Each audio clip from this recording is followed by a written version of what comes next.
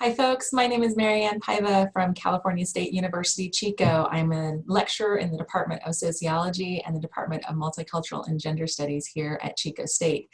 Like so many other people, instructors both at the K through 12 and at the university level here in the United States in the past few days, we have decided as a university to, after spring break, transfer to alternate modalities of instruction. And so just yesterday, our university asked us to do a little bit of distance education learning and provide some resources for our students online.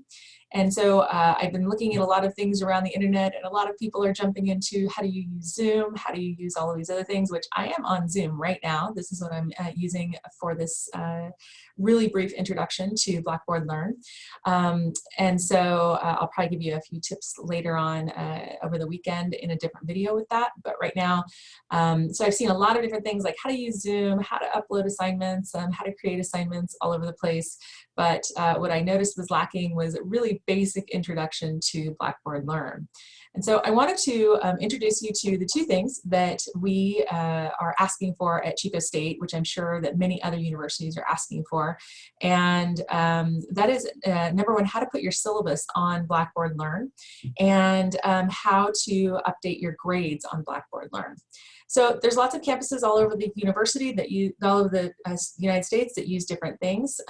Here at Chico State, we are still using Blackboard Learn. Other campuses use other learning management systems, but that's what we're doing today here at Chico is Blackboard Learn. So I'm not an IT person. I am just a person who has been teaching for probably 18 or 20 years at the university level, and I'm one of those early adopter people who will, as soon as someone says, hey, can you try a new piece of technology, I say absolutely yes. And so I do not have an IT background. I'm not a Blackboard expert. I'm not anything other than a professor, a lecturer who uses Blackboard Learn for absolutely everything in my classes. I transitioned to that probably 10 years ago. I haven't given out a piece of paper as a piece of homework in my classes in probably 10 years. I haven't been doing in-class exams for probably 14 years.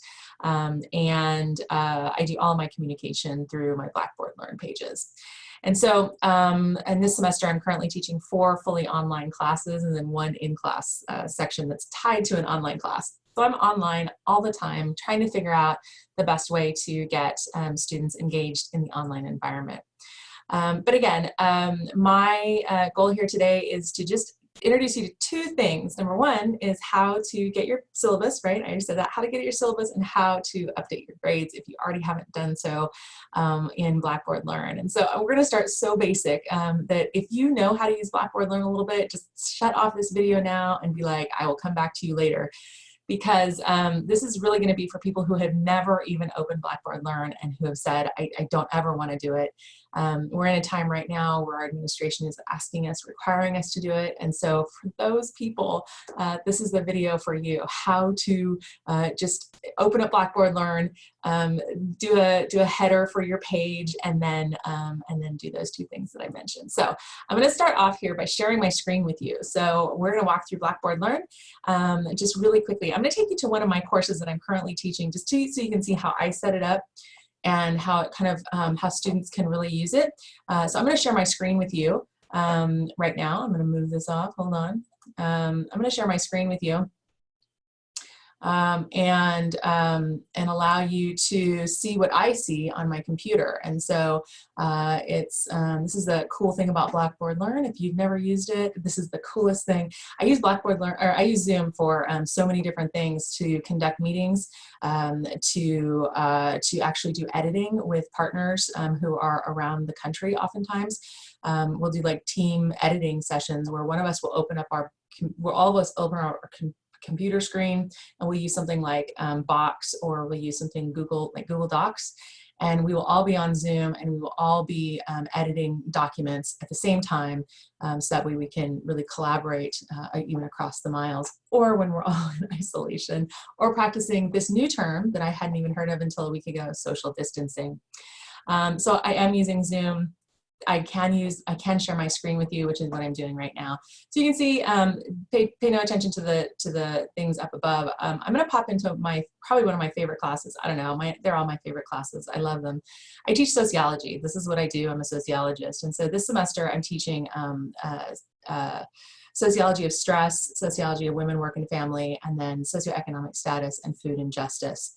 And so let me just pop into one of my classes here and just show you what it looks like a little bit so you can kind of get an idea of where I'm going with what it is. And so you can see this is from the student perspective. I just popped into the student perspective. So you can see that they can immediately see that they are in sociology of stress. When they pop into their little, to their course environment, they are in sociology of stress.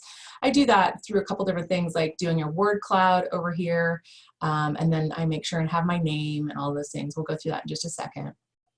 And then I provide syllabus information, assignment due date calendars. I'm going to pop into that so you can see it. There's the assignment due dates for this class, so they can go, oh, look at that. It's due at 11:59 p.m. on Friday. So they know pretty much what we're doing. You see this break right here? That's spring break, something we're all really excited about. Go back to the welcome page and you can see we're right back to where we were. And then weekly materials is right here. And so every single week I create a module, a learning module that students can pop into, and they will find every single thing that they need for that week. And I do that for the entire semester. So when they are, and I usually deploy things like 8 weeks at a time. You don't have to do that. I'm just letting you know what I do. I guess I'm giving you my credentials. This is what I know about the world is Blackboard Learn. And so this is kind of what one of my classes looks like, where they pop in and they say, okay, what am I supposed to be doing the first week? They pop into this module and it gives them the learning outcomes.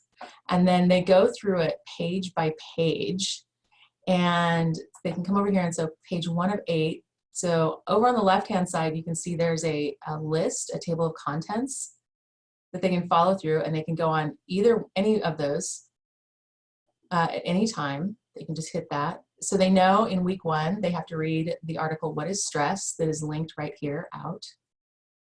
Right? It just goes out there. We'll see how fast my internet is today. And so they have to read this article, What is Stress? And then they go back and they've got to read another article about what is general adaptation syndrome. And then they go and they watch a couple movies. And so I have them go out and I watch the fantastic Kelly McGonigal from Stanford University. Hey, Kelly and her sister Jane are 2 of my favorite presenters. If you haven't Googled them, I do it. They'll be the best hour that you've ever spent watching TED. Kelly and Jane McGonigal, they are identical twin sisters, both look at stress from various perspectives. And so I have my students watch this, How to Make Stress Your Friend, and then One Nation Under Stress, which is by Dr. Sanjay Gupta. And then they have this, what are they supposed to do? Reading quiz, introduction discussion board, an activity discussion board based on that movie, and then a self-reflection assessment. And again, they're going to move through the course and they're going to kind of go through and say, this is the assignment, right? This is their introduction, getting to know you assignment. This is the One Nation Under Stress assignment. And they just click to launch right here. And then this is the TED Talk that automatically just pops up into the course. And so it links out, but it pops up at the same time. And so, again, Kelly McGonigal from Stanford University, go check her out at Stanford if you've never heard of her. And then I link in there One Nation Under Stress, which again, they can just watch the video or they can follow the YouTube link out. And then they take a self-assessment quiz that they do again it links out to a different module. And then they also link out to the reading quiz, What is Stress Reading Quiz. And so all of these things are in each week that I have of the module, and it starts off looking something like this, right? So learning outcome, discuss the basic elements of what stress means in a sociological context. Again, I have this through all of my courses. And so eventually over the next couple days, I'm going to walk you through how to create one of these things fully, but I just wanted you to see kind of where we go and what my mode of instruction is. That way you can kind of say, oh, is this something that works for me or not?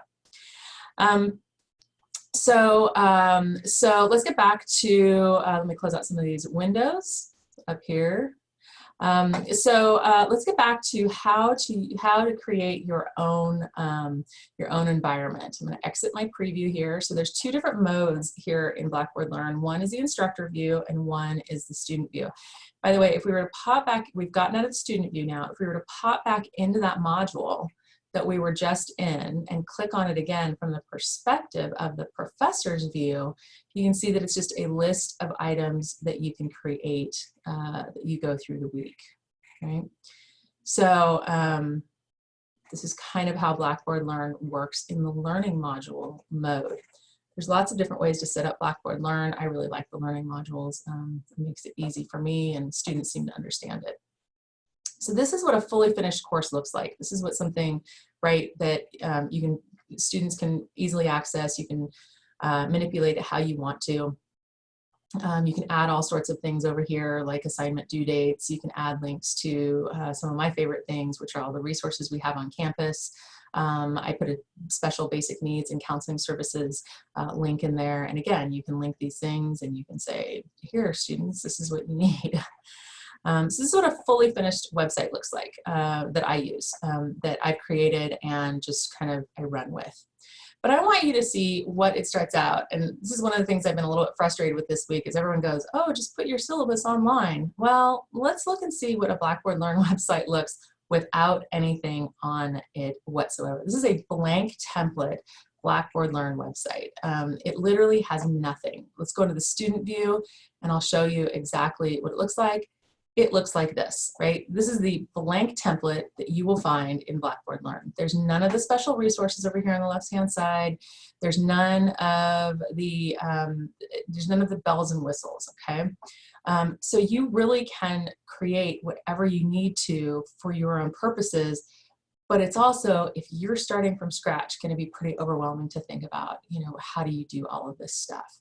So I just want to take you through some really basic things in how to create this. Again, I'm going to exit the preview, and then I'm going to teach you the first thing that you need, absolutely the first thing that you need, is how to get that darn header off of there or change it so it says your name on it and your course information on it instead of this blank page. So are you ready? Okay, we're going to jump into it. You can go backwards and forwards and do anything you want.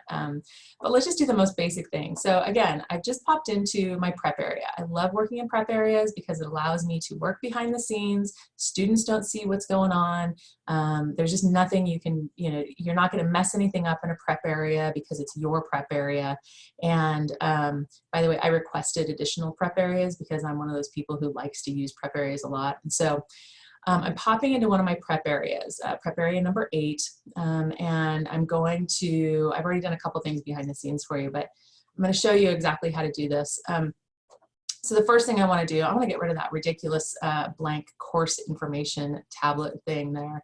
And so after I've popped into my prep area, this is what comes up first. And I'm going to go over here and I'm going to kind of hover over this little down arrow by course information. And it says course information item options. And we're going to click on that. We're going to click edit, okay? And this is what's going to show up. And I have a Mac at home and I have a PC at work, and it looks the same on both of those items. And so let's put in here our course name, right? What do we want our course name to be? How about prepping for always prepared 101, right? 101, right? We're going to call this Life 101, Always Prepared. Life 101, Always Prepared. How's that sound for you? Okay.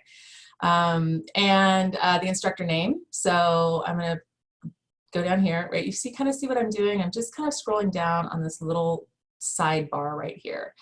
Once I click into here, I've now clicked into here. I'm actually not using my mouse anymore. I'm just going to kind of click in here, see where I can go back and forth. Here's the instructor name. I'm going to do a little bit of editing. My instructor name is Marianne Paiva. I'm going to put the PhD afterwards because, I don't know, I'm going to put the PhD afterwards. And you see I've already changed it. And then office location and hours. I'm going to say the best building in the world, the best view.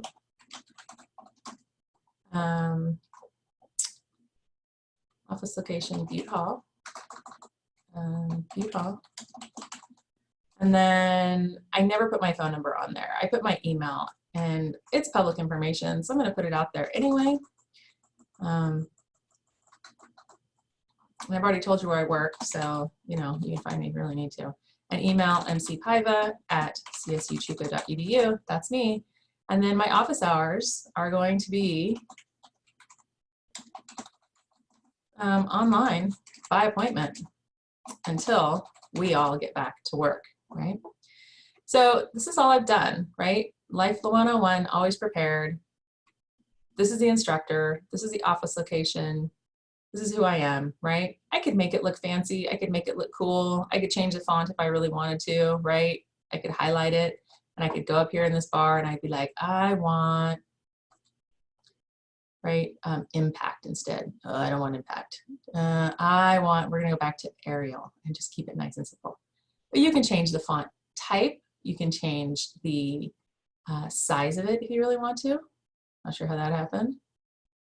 You can do whatever you want to with it, really. And then once you're happy with whatever it is, and remember you can go, you can change this as you want to throughout. This course is everything that you can possibly, you can change it however you want to. I'm going to scroll down. I don't need to change anything else. I don't need to track the number of views. I am going to let the user see it. And then I'm going to hit submit. And lo and behold, now when you pop into the Blackboard Learn page, you've got Life 101 always prepared, and you can see who the name is. You can, your students can email you, and they know where your office is if you're going to be in your office. Okay. So how to change the banner so it looks like it's your class and not just some random blank page. The second thing is I want to upload the syllabus. And so I really like using this left bar over here, and that's a much later explanation of why I like using that. But just trust me on this one when I say, let's use this left bar to add content. And so we're gonna scroll over here and we're gonna go and add, there's a little tiny little faint plus button right there. Hover over it, it's gonna have this content area pop up. So we're gonna add a content area. We're gonna title it syllabus. We're gonna allow users to see it, and we're gonna hit submit. Okay, it popped up down here. I kind of want it a little bit higher, so I'm going to pull it up. Okay, that's all I'm going to do. And then I'm going to go into it. I'm going to click on it. Okay. Once I get there, there's nothing there. It's blank. So I'm going to build content. I'm going to go to File, and I've already saved my syllabus in a convenient place for me. And so so that's the first thing I would advise you to do is get your syllabus in a place that you can find it. Okay. So I'm going to go again, right? I popped into syllabus. I'm hit build content, file. And then I'm going to browse my computer because that's where I've saved my syllabus. Look at that, browse my computer, blah, blah, blah, blah. Desktop is where I've saved it. And look at that, syllabus, Sociology 363 for spring 2020. I like uploading all of my documents like this as a PDF file so that way I maintain formatting and that way no one can really mess with it. And so I would invite, and that way, and it's also easier to make sure that it's accessible for people. And so, so I've browsed my computer, I've selected the file, and then I uploaded it. Then I have a couple things I can change here if I want to. Do I want to open in a new window? I usually like opening it in a new window. I'm going to permit users to see it, and then I'm going to submit. Oh, sorry. Look at that little box. It said, wait a minute, you didn't put a title for your documents. I'm going to put syllabus. Right? Syllabus. That's it. And submit. And there you go, your syllabus has popped up. And so now if we go back into student preview mode, there's your life always prepared. there's your syllabus link on the left-hand side, and there's your syllabus. And now it's going to pop up on a separate web page because that's what I asked it to do. Okay, does that make sense? All right, cool. So I promised you one more thing, and so that's what I'm going to do, one more thing. And this is going to be the thing that you're like, oh no, right? You might be one of those people who has always, don't pay attention to course tools right now. You may be one of those people who has always been you've always used like an Excel spreadsheet somewhere else, you've used paper and pen. You could be one of those people. One of the things our administration is asking for is to have our grades available online, and I can understand that. I used to be a paramedic, and so I'm like, oh, what happens, right? And so I really encourage people to keep at least a small portion of their grades online. And so I'm going to teach you how to do that. Again, I scrolled down and I went over here to Grade Center, right? I went to Grade Center on the left-hand side, and I went to Full Grade Center right there, okay? And when this pops up, all of your students are going to be there. You might even have 40 or 50 or 100 students in your grade book. You'll have dozens of students in here likely. I only have my 2 teaching assistants, and I put them in here as students so that way we can see them. I deleted everything but their, your grade book will look a little bit different because it'll have like the student ID visible, it'll have the student name visible, and things like that. But I didn't want you all to be able to see that, and so that's why it only has their last names. And so I do have an assignment in there that I'll show you in just a second, that loneliness reading quiz. But the most important thing, I don't actually encourage you to. I'm gonna hide that for me. So I don't actually encourage you to have that in there right now. So when you go to create your, when you go to pop in there, and if you have never opened up your Blackboard Learn gradebook, the only thing it will have in there is, I'm going to delete this. I'm actually going to hide this right now. Pay no attention to the man behind the screen. I'm going to hide this right now. Hide from students. Hide from instructor view. Okay, so I'm going to hide that right now. And I'm going to do, this is if you've never ever been in your gradebook before, okay? This is what you need to do. Because at the very, very least, you should have something for your students to be able to say, okay, I know what my grade is, because they're not going to be able to see you. And so for the next few weeks. And so your life will be a heck of a lot easier if you're able to give them their grades online for a little while. And so to do that, right, you have your student names over here, and it'll say like last access and other things like that. This total column with the little check mark here is an automatically generated column by Blackboard. You need more than that to start off. Don't put any assignments in this grade book yet. Don't do anything. Don't create any assignments or anything, because it will get more confusing for you with the way I'm going to show you how to do it. So, but we need to do something to bring in your grades that you already have in your semester. And so what I would advise you doing is, however you are doing your grades right now, whether it's by hand, whether it's on an Excel spreadsheet, get a total of those grades up to whatever date you are going fully online. So for us, it was yesterday. I'm going to put, okay, I'm going to calculate all my student grades, and then I'm going to create a column where I can enter those student grades. Yes? Okay. You can do that a couple ways. So this is the total. I'm going to put total points on March 13th. Again, you just type this in, points on March 13th. Okay. And it's going to be a grade center column. And let's say your total possible points as of March 13th was 10. It's important because students will be able to calculate their grade a little bit easier. At this point, you don't have to do anything else. You can choose whether you want to show the column to students or not, or you could choose whether you want to include that in the gradebook calculations. I would, but that's up to you. And so all I've done is create a column, named it total points as of March 13th, and then I put the total points possible for that column. And there the column just popped up on the right-hand side. Okay, we good? Okay, so if you're one of those people who are like, I just want to enter this grade in the book, in the column book, you're great, okay, you can do that. You can absolutely do that. So you could just go through, and for this student right here, you go, that person had 10 points You click on it, it highlights it and opens up this, and you just go and you just type in 10. And this student had 11 points because he did extra credit. And so you just type in 11. If you clicked include it in the grade point, include it in the calculations for the whole grade column, it will then automatically generate to this automatically generated column, right? So you could do it that way. That's one way to do it.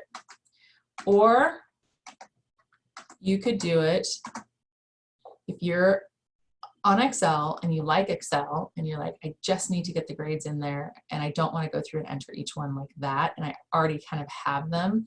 Or if you want to do, if you're just one of those people who likes working in you trust Excel more, right? And you want to do that, that's fine too. There's a way to download this grade book. And that's why I'm saying don't put anything else in the grade book except for that total column at the first, if you're not familiar with it. The other thing you can do is you can download, and again, I'm going up here to this work offline, download. I'm going to click on download. I'm going to say I want the full grade center because I really don't have much in my grade center. And I'm going to say tab, type, and I'm going to say include hidden information. No, I don't want that hidden information included right now. And then I'm going to download it to my computer, and then I'm going to submit. And then on the next page, I have to click download, and it will start your download in an Excel spreadsheet. Are you with me so far? I know, long time. I'm an instructor who was just told they can't be in front of the class for 4 weeks. So I'm a little bit like, I got to teach someone something. So you people are my audience. So I'm going to click over here on click yes, because you know where it came from. And then look at that. And I'm going to hide these. It was supposed to hide those. Hide, right? And then you go over here, you find your total points column on March 13th. And then you enter the grades for each student. You can do it that way, right? And again, we're going to do 10 and 11, okay? Because my one student did extra credit. Are you with me? Okay, so then click save. Yes, I understand. Right? There it is. And then let's go back to my gradebook. We'll press OK. Okay, so right now you see those two students have 0 grades, and I'm not going to enter them in manually like I did a couple minutes ago. Instead, I'm going to upload. I'm going to go back to this work offline thing. I'm going to upload. I'm going to browse my computer. Right? I'm going to find my document.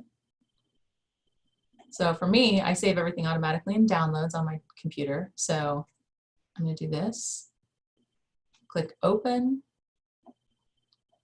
Auto, right? We good this? We good? And then click submit. And then I'm going to click, this is basically saying, do you want that column to be that column? Yes, those are the things I want updated. And I'm going to click submit. And again, it popped up with their grades. Got it? Okay. So, and then if you go through and you're like, okay, so now I need to, right, so this is your grade points. This is what the day that you basically stopped face-to-face instruction, this is the number of points that people have. You graded everything, that's what it is. And now everything for the rest of the semester or while you're in isolation is going to be online. And so, so I created and I'm going to do this really quickly. Don't pay attention again to the man behind the screen, but I am going to go here and show this again. And then click submit. So we have this points pop up again, this weekly 9. And I'm going to show you where I put that. So I wanted you to be able to see what I was looking for. And so I went back into my course materials. Let me go back to welcome really quickly. So there's welcome, right? We're welcome again. And then at this point I wanted course materials. And so I just wanted to show you, like, again, one of those modules that I've created and how that's linked to the gradebook. So I created this module, I did all of this other stuff, and then I have this reading quiz that people are going to be taking. And so I'm going to make that available. Make available. And then people will be able to take that. So that reading quiz is in my course materials, in one of my weekly modules. And then as soon as I deploy it in a weekly module, it shows back up in my grade column, and it shows it as this week 9 loneliness reading quiz. That's got a typo. Anyway, but that's how we do 2 things, right? So we've done 2 things. I'm gonna pop back over here in the welcome section. Actually, we did 3 things. I created a banner for you. That's how you create the banner. Really easy. So just go in and do some editing on that course information tool. And then you create another course content area, and you can upload a syllabus right there. Yes, and that little green marker right there says that my accessibility score is really high. Maybe we'll talk about that later this weekend. And then we uploaded your grades to the Grade Center, right? So if you haven't done so already, I really urge you to get caught up on your grading. Give your students the peace of mind of knowing that their grades are going to be kept on track, and it's kind of a hectic time for everyone. So if you can get these 2 things done, right? If you can get the syllabus done, if you can get the grades online, that's going to make the students a little bit easier. And so hopefully I was able to give you a few pointers today. Blackboard Learn is actually a really huge program, and this is just a very, very brief intro to it. Anyway, I hope this helps someone. I know that there's a lot of people who are already using Blackboard, but I know there's a lot of people who have never opened up the program before and are fumbling. And so I hope that this was at least a little bit helpful for you. Anyway, have a great weekend. Stay safe, and I'll be back on hopefully in a couple more videos to show you a few more things, like how to create one of those learning modules and how to add things like journals and discussions and maybe some quizzes to your courses, and how to add alternative learning modalities to your courses. You're not expected to be fully online at this point. But if we can help you get a couple little tricks and tips on getting information to students in a way that's engaging for them, even a couple things a week, that would be fantastic. So I'll be back on doing a couple of those things later this weekend. Have a great weekend.